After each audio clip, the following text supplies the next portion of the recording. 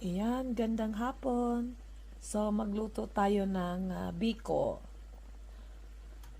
Sweet,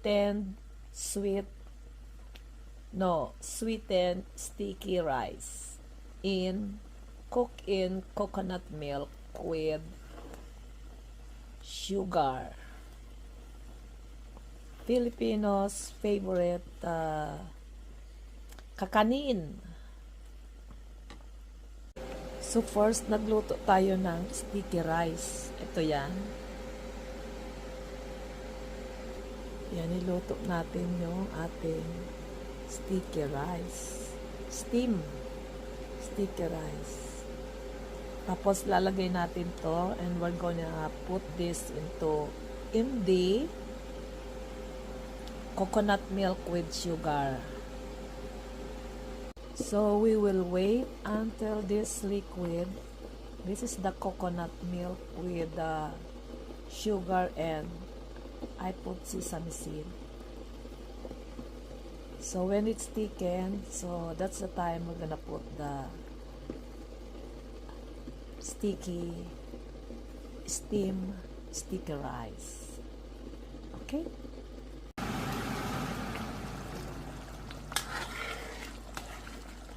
Ayan, malapit na siya mag-oily.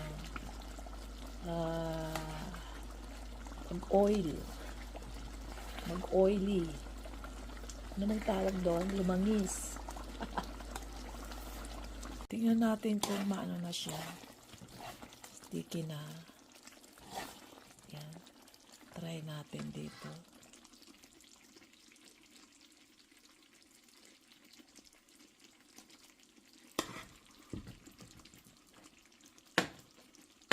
So, matigas na siya. Okay, pwede na ilagay ang sticky rice.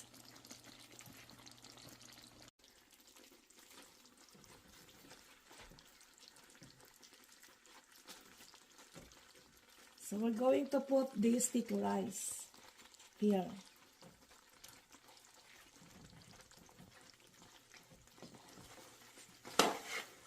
Kasi baka maano.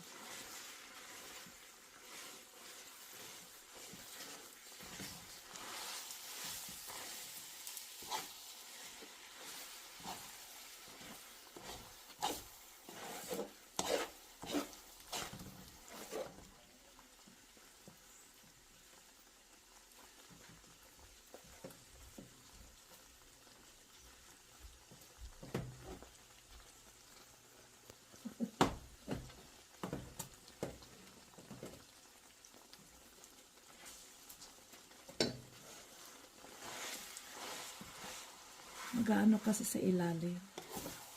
Makadumikit sa ilalim. Masusunog. So, we make sure na pinabaan muna natin yung apoy. Okay, almost finished na. Kailangan lang talaga natin halo-haloin. So that the sugar, the liquid will absorb the rice. Alright. So, we're done cooking this Filipinos' favorite biko made of sticky rice cooked in coconut milk with sugar, and I put a little bit sesame seed. Thank you for watching. Like, share, and subscribe po.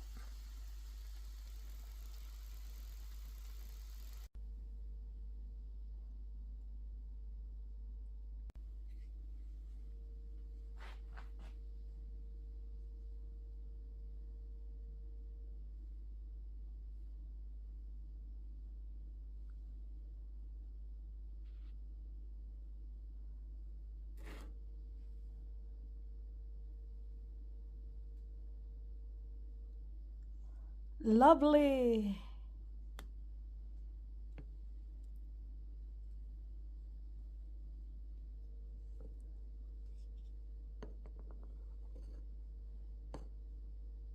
Ayan.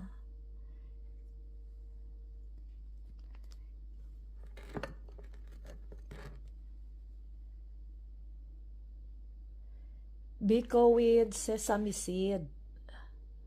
Yan, no? See? Looks delicious. No, actually, it's delicious.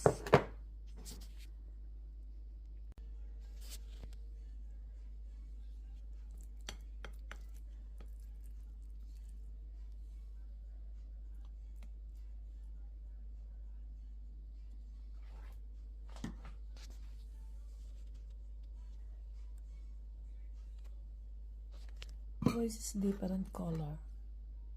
It's the same. It's just the shadow of the sunlight. Mainit kasi. Pumapasok ang araw dito. Ayan. Ready to eat?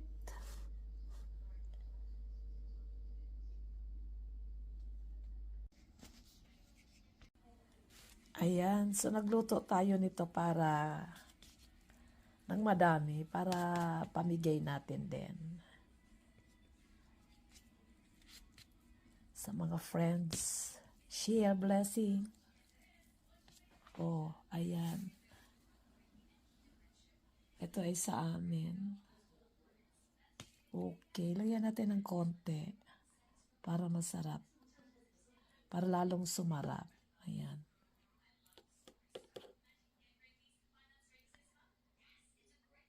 Kasi nano rin ako, baka sumalin to sa ano eh. Didikit sa takip. Irarap to natin ng plastic after na malamig na siya. Kasi bukas pa natin to mamimigay. So I'm gonna put this on the fridge. Yan.